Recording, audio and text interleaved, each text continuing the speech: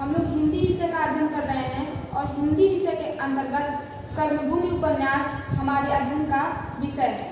पिछली कक्षाओं में कर्मभूमि उपन्यास का व्याख्या भाग एवं कथानक का अध्ययन हम कर चुके हैं। आज की कक्षा में कर्मभूमि उपन्यास का संवेदना और शिल्प के दृष्टि से समीक्षा करेंगे, चित्रण करेंगे।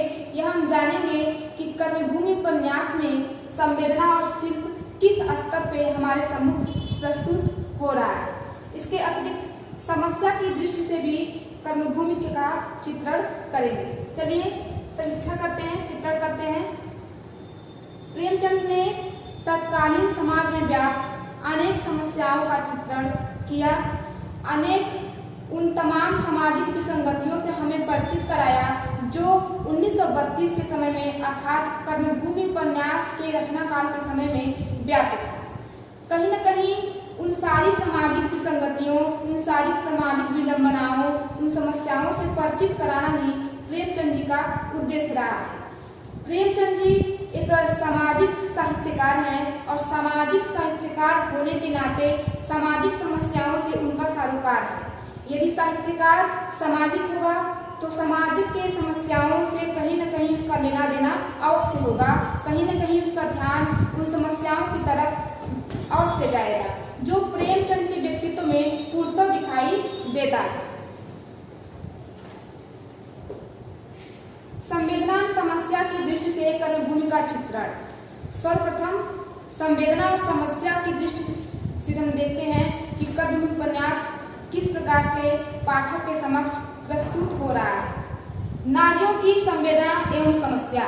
सबसे पहले नारियों की संवेदना और समस्या आता है और वो किस प्रकार आ रहा है, इसको हम देखेंगे कि नारियों की संवेदना एवं समस्या का चित्रण प्रेमचंद जी किस प्रकार से कर रहे हैं। कर्मभूमि उपन्यास में नारियों की सामाजिक स्थिति अत्यंत ही दयनीय थी, जो हम उपन्यास के तमाम पात्रों के माध्यम से यह जान चुके हैं कि नारियों का स्तर उस समय में किस प्रकार से था, नारी अपना जीवन किस प्रकार से व्यतीत कर रही थी। तमाम पात्र मुन्नी, सुखदा, नैना इत्यादि के माध्यम से हम इसको जान चुके हैं। उपन्यास में मुन्नी के माध्यम से संवेदना का जो चित्रण प्रेमचंद जी ने किया है वह अत्यंत ही मार्मिक है। वही मुन्नी जो गोरों के अत्याचार का शिकार होती है और अंततः वह अपने प्रतिशोध को प्राप्त करती है उन गोरों की हत्या को करके। नैना की संवेदना देखेंगे। वह नैना जो अपने खुद के स्वयं के पति मनीराम द्वारा हत्या की शिकार हो जाती है, मनीराम उसकी हत्या कर देता है। इसके अतिरिक्त जब तक वह जीवित होती है तब तक भी उसे अत्यंत यातनाओं को सहन करना पड़ता है। सुखदा को देखेंगे और सुखदा की संवेदना को देखेंगे। सुखदा जो अत्यंत ही क्रांतिकारी भोगविलासिनी के रूप में हमारे सम्मुख आती है, लेकिन अंत में उपन्यास के अंत में उसकी संवेदना किस प्रकार से आ रही है, जब वो अपने पति अमरकांत से आखिरी में जेल में मिलती है और कहती है कि मनुष्य तो जानवरों से भी प्रेम करने लगता है, प्यार करने लगता है, मैं तो फिर भी आदमी थी। तुम इस कदर रूठ गए कि जैसे मैं मर ही गई हूँ। अर्थात वो अपने अंदर के भाव, अपने अंदर की वेदना को व्यक्त कर रही है कि तुम हमसे इस प्रकार उठ गए कि मैं मर ही गई हूँ, इतना तुम मुझसे विमुख हो गए। संवेदना का अर्थ ही होता है अनुभूति या बोध, यानी कि जो भी सुख दुख हम अनुभूत कर रहे हैं, जो भी सुख दुख का ज्ञान हमें हो रहा है, वही क्या है, वही संवेदना है। अर्थात इसमें पात्रों के माध्यम से वो कैसे ही अनुभूतियाँ प्राप्त कर रहे हैं, उनको सामाजिक समस्या, सामाजिक रीति रिवाज, रहन सहन, सामाजिक व्यवहार का कैसा बोध हो रहा है, उसी को संवेदना के अंतर्गत लाकर प्रेमचंद जी हमारे सम्मुख प्रस्तुत कर रहे हैं। अछूतों की संवेदना एवं समस्या। पूरा कर्मभूमि उपन्यास ही कहीं न कहीं अछूतों पर आधारित है। अछूतों को ही विशेष रूप से दृष्टि में रखा गया है। अछूतों की जो संवेदना है, जो समस्या है, वो उपन्यास में हर जगह दिखाई देता है, चाहे नगरीय हो या ग्रामीण हो, दोनों परिवेश में समस्या या संवेदना विद्यमान है। जहाँ समस्या होगी वहाँ संवेदना होगी, उसमें कोई संशय नहीं है कि ये संवेदना नहीं होगी। अछूत जिनको मंदिर में प्रवेश करने नहीं दिया जाता है, जिनको किसी भी कथा, धर्म, पूजा पाठ में कोई हिस्सेदारी नहीं होती, ऐसे अछूतों की संवेदना व्यक्त होती है। कहीं ना कहीं यह मान्यता होती है कि कहीं अछूत यदि मंदिर में जाएंगे तो हमारे जो देवी देवता होंगे वो अपवित्र हो जाएंगे, बल्कि यथार्थ में ऐसा कुछ नहीं होता है। देवी देवता किसी अछूत या सवर्ण के द्वारा पवित्र अपवित्र नहीं होते हैं। इसका एक प्रसंग प्रेमचंद जी अत्यंत सुंदर दिखाते हैं मिठुआ के माध्यम से। वही मिठुआ जो रामायण की कथा सुनने जाता है और उसको कथा सुनने नहीं दिया जाता और उसको लात मार करके वहाँ से भगा दिया जाता है, और उसी तिरस्कार से प्रेरित होकर एक आंदोलन होता है जिसमें वो अछूतों के लिए मंदिर का द्वार खोल दिया जाता है। मजदूरों की संवेदना एवं समस्या।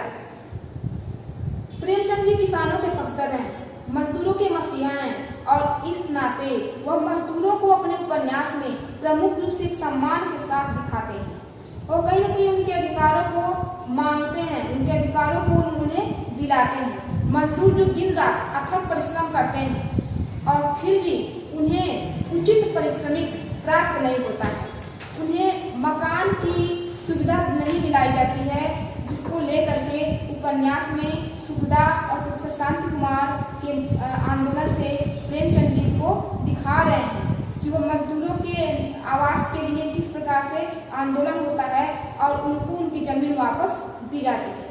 इस तरह से कर्मभूमि उपन्यास में मजदूरों के समस्या और उस समस्या से उनकी जो संवेदनाएं उत्पन्न हो रही, जो वो अनुभूतियां कर रहे हैं, उनको उन्होंने व्यक्त किया है।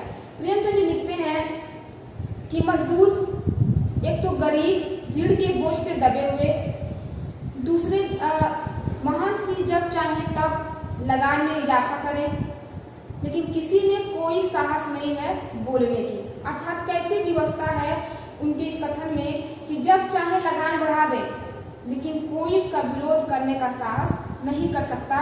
ऐसी स्थिति थी मजदूरों की। किसानों की संवेदनाएं और समस्या।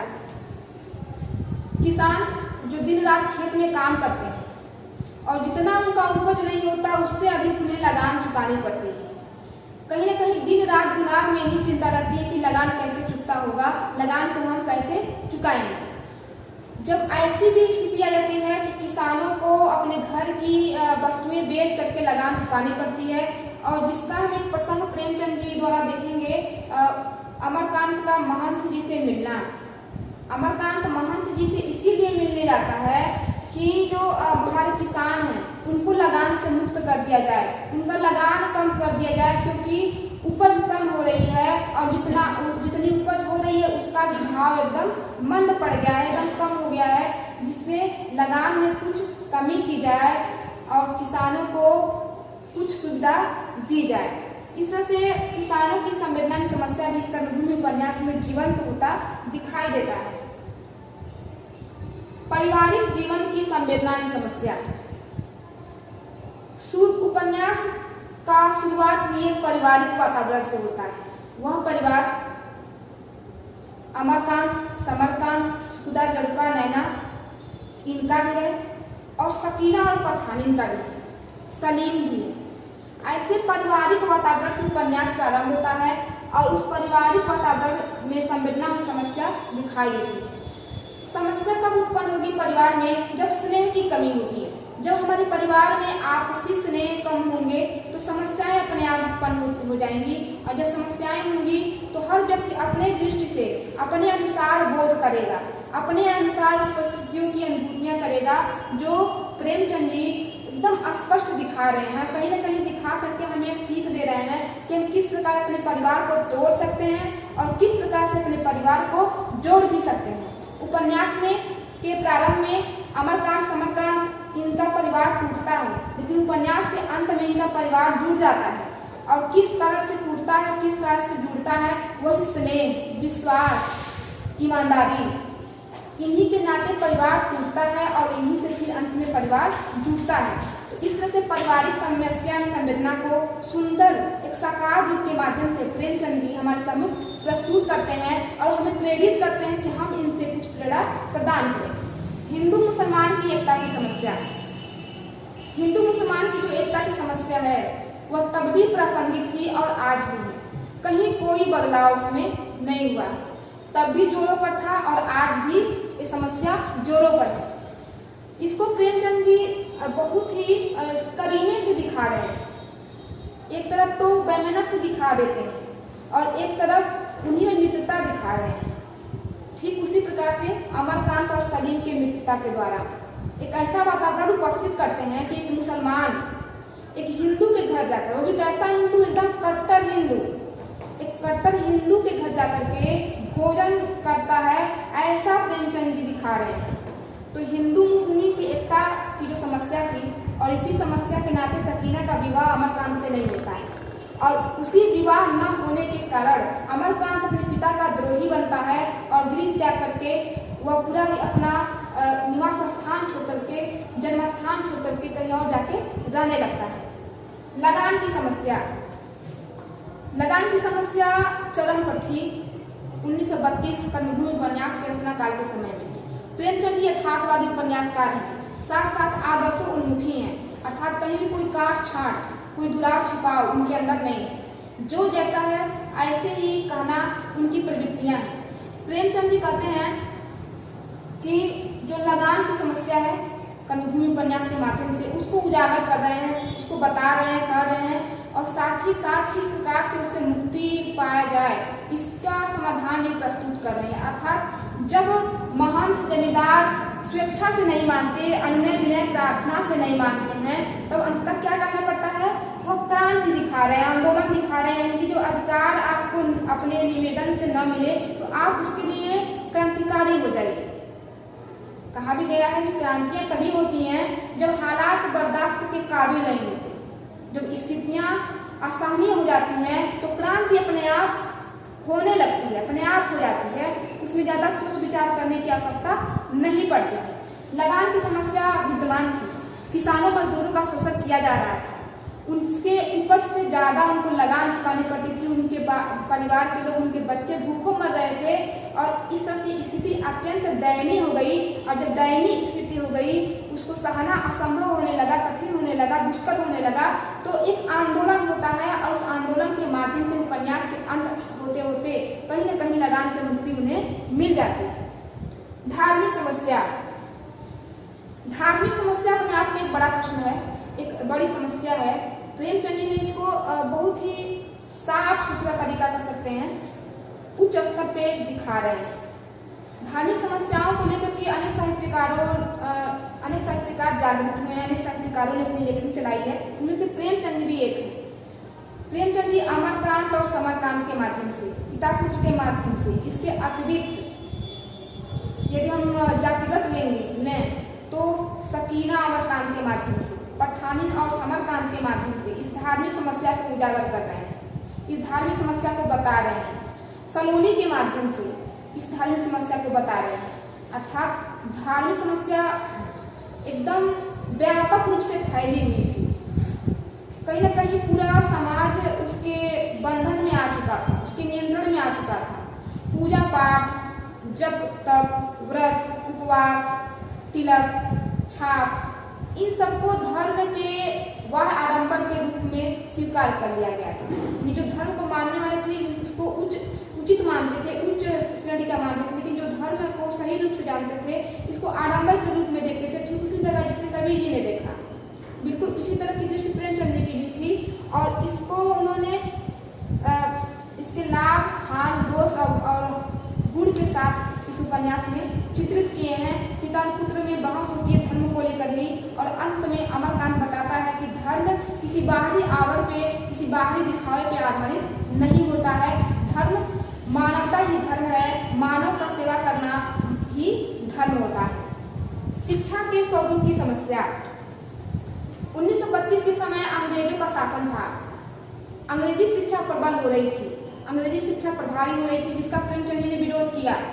प्रेमचंद जी यह अपने पात्रों के माध्यम से कहलवा दिए उपन्यास में कि अंग्रेजी शिक्षा क्या कर रही है, हमारी मानवीय मूल्यों को नाश कर रही है, हमारी जो नैतिकता है, जो धर्म है, जो मानवता है, उसको वह कुचलने का काम कर रही है। और एक जगह प्रोफेसर शांति कुमार कहते भी हैं कि यह किराए की तालीम हमारे कैरेक्टर को तहस नहस कर डाल रही है। उन्होंने इस कथन में पूरी बात कह दी कि किराए की तालीम अर्थात अंग्रेजी शिक्षा यानी पाश्चात्य शिक्षा, अंग्रेजों की शिक्षा कहते हैं कि एक शिक्षा हमारे कैरेक्टर को नष्ट भ्रष्ट कर दे रही है, तहस नहस कर डाल रही है। और इससे छुटकारा के लिए वह एक सेवाश्रम का निर्माण करते हैं और शिक्षा को एक नया स्वरूप प्रदान करते हैं। इसके अतिरिक्त शिक्षा की एक और समस्या विद्यमान थी, अछूतों से लेकर दलितों से लेकर, अर्थात उन्हें शिक्षा प्रदान करने का, शिक्षा प्राप्त करने का कोई अधिकार न था समाज में। उनको हीन दृष्टि से देखा जा रहा था और उन्हें किसी भी तरह से उनको मान्यता ही न थी कि वह भी शिक्षा प्राप्त करें। अमरकांत प्रोफेसर शांति कुमार के माध्यम से प्रेमचंद जी उनके लिए भी शिक्षा की एक व्यवस्था करते हैं, उनको भी एक शिक्षित नागरिक के रूप में वह उपन्यास में अवतरित करते हैं। इस तरह से कर्मणि उपन्यास का संवेदना की दृष्टि से चित्रण रहा, अर्थात नारियों की समस्या संवेदना, अछूतों की समस्या संवेदना, किसानों की संवेदना, मजदूरों की संवेदना, पारिवारिक जीवन की संवेदना, लगान की समस्या, धार्मिक समस्या, हिंदू मुस्लिम एकता की समस्या इत्यादि के माध्यम से प्रेमचंद जी अपनी संवेदनाओं को उपन्यास में व्यक्त करते हुए दिखाई देते हैं और कहीं न कहीं एक सुंदर व्यक्तित्व के साथ, एक सुंदर लेखनी के साथ वो सफल भी हुए हैं। शिल्प की दृष्टि से उपन्यास का चित्रण करेंगे, जैसा कि हम औपन्यासिक तत्व के आधार पर जब मूल्यांकन किए उपन्यास का, तो उसमें हम सब क्रम से पढ़ते गए, तो इसमें बहुत हमें जानना नहीं है। शिल्प की दृष्टि से वही है जो औपन्यासिक तत्वों की दृष्टि से था, अर्थात कथानक संयोजन। सबसे पहले कथानक संयोजन, पात्र एवं चरित्र चित्रण, संवाद योजना, देश काल वातावरण, भाषा शैली और उद्देश्य, यह वही तत्व हैं जो कर्मभूमि उपन्यास का औपन्यासिक तत्व के आधार पर मूल्यांकन के, जिसको हम लोग पिछली कक्षा में यानी कल की कक्षा में पढ़े थे। तो इसको संक्षेप में जान लेंगे कि कथानक जो संयोजन है कर्मभूमि उपन्यास का अत्यंत ही सुव्यवस्थित है, सुंदर है, सरल है और प्रभावशाली है। ग्रामीण और नगरीय दोनों के वातावरण को, दोनों के जगह की कथा को, दोनों जगह की समस्याओं को व्यक्त किया गया है। पात्र एवं चरित्र चित्रण, कथा पात्र नगरीय और ग्रामीण दोनों प्रकार के हैं। एक एक पात्र एक प्रभावशाली भूमिका में उपस्थित होते हैं और अपने अपने भूमिका के अनुसार अपने चरित्र का निर्माण करते हुए दिखाई देते हैं। संवाद योजना, पात्रों के पारस्परिक वार्तालाप ही संवाद होते हैं, जो हम आपस में बातचीत करते हैं वही क्या होता है, संवाद होता है। संवाद ही क्या करता है, पूरे उपन्यास को, पूरे कहानी को, पूरे कथानक को आगे बढ़ाता है। कर्मभूमि उपन्यास के सिर्फ संवाद है, वह भाषा की दृष्टि से कहिए, विचार की दृष्टि से कहिए, भावना की दृष्टि से कहिए, हर एक दृष्टि से उत्तम है। एक सुंदर दृश्य, एक सुंदर वातावरण का निर्माण हो जाता है इसी संवाद योजना के माध्यम से। यदि यह प्रभावी न होता तो शायद उपन्यास को पढ़ने में पाठक का मन नहीं लगता। संवाद योजना इतना प्रभावशाली है कि पाठक अपने आप जिज्ञासु हो जाता है उपन्यास को पढ़ने के लिए, पढ़ता चला जाता है और कहीं भी उसे निरस्ता का अनुभव नहीं होता है। संवाद सरल प्रभावशाली है। देश का वातावरण 1932 के वातावरण का चित्रण है और हूबहू यथार्थ चित्रण है। कहीं कोई दुराव छिपाव नहीं है, कहीं कोई मिलावट नहीं है, कहीं कोई कृत्रिमता विद्यमान नहीं है। 1932 के समय में जो समस्याएं व्याप्त थी, जो क्रांतिकारी कदम उठाए जा रहे थे, जो आंदोलन हो रहे थे, जो जनता आंदोलन को प्राप्त करने में अपनी भूमिका का निर्वहन कर रही थी, हूबहू उसी समान इसका चित्रण करते हुए प्रेमचंद जी दिखाई दे रहे हैं। भाषा शैली, कर्मभूमि उपन्यास की भाषा साधारण बोलचाल की भाषा है। इसके अतिरिक्त हिंदी और उर्दू का मिश्रण है। संस्कृत, तत्सम, तद्भव, देशज इत्यादि शब्दों का प्रयोग किया गया है। भाषा अत्यंत ही सरल प्रभावशाली है, मधुर है और पाठक को आनंद प्रदान करने वाली है। उद्देश्य, कर्मभूमि उपन्यास का जो उद्देश्य है, कर्मभूमि उपन्यास लिखने के पीछे प्रेमचंद जी का जो उद्देश्य है, उनका उद्देश्य समाज की राजनीतिक, सामाजिक, सांस्कृतिक, शैक्षिक इत्यादि समस्याओं को उजागर करना है। समस्याओं को उजागर करने के पीछे उनका कारण यह था कि हम उस समस्याओं से परिचित हों और उन्हें दूर करने का प्रयास करें। या ये कहिए कि जो 1932 का वातावरण प्रेमचंद जी ने अवतरित कर दिया, वो हम युग युगांतर तक उसी रूप में पढ़ते जाएंगे और हमारी पीढ़ियां उनका ज्ञान प्राप्त करती जाएंगी। इसी उद्देश्य से प्रेमचंद जी ने कर्मभूमि उपन्यास का सृजन किया। इस प्रकार संवेदना और शिल्प के स्तर पर जब हम कर्मभूमि उपन्यास का चित्रण करते हैं तो एक सुंदर रचना, एक सुंदर साहित्य हमारे सम्मुख प्रस्तुत हो जाती है, जिसको पढ़ करके पाठक के भीतर स्वयं संवेदनाएं उत्पन्न हो जाती हैं, स्वयं साहस आ जाता है और वह उसी भावना से ओतप्रोत हो जाता है, उसी साहस से परिपूर्ण हो जाता है जिस साहस से कर्मभूमि उपन्यास का अमरकांत परिपूर्ण था, शांति कुमार परिपूर्ण थे, सुखदा परिपूर्ण थी और अंत आते थे जिस तरह सारे पात्र स्वाधीनता के लिए एकजुट हो जाते हैं, किसी भी स्तर पे वो कार्य करने को तैयार हो जाते हैं, उसी तरह के भाव हमारे अंदर भी आ जाते हैं। इस तरह से संवेदना और शिल्प के दृष्टि से चित्रण करने के बाद आज की कक्षा यही समाप्त होती है।